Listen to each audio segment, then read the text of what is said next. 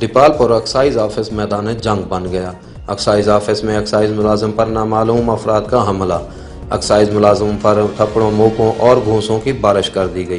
तफसीलात के मुताबिक एक्साइज मुलाजिम मकबूल नामी शख्स अपनी ड्यूटी पर मामूर था कि अचानक दीपालपुर एक्साइज के ऑफिस में 7 नामालूम अफराद ने इन पर कातलाना हमला कर दिया। मुलाजिम मकबूल नामी शख्स का कहना था कि नामालूम मुसल्लह अफराद ने ऑफिस आते ही मुझ पर हमला कर दिया, जिससे मेरे कपड़े फट गए, मेरा गला दबाए रखा और शदीद तशद्दुद का निशाना बनाते रहे। यहाँ तक कि दफ्तर से उठाकर अगवा करने की भी कोशिश की। मार्केट वालों ने इन नामालूम मुसल्लह अफराद से मेरी जान बख्शी करवाई, जबकि थाना सिटी में एक्साइज मुलाजिम मकबूल की मुद्दत में दरख्वास्त दायर करवा दी गई है। कैमरा टीम के साथ आवर न्यूज़, दीपालपुर।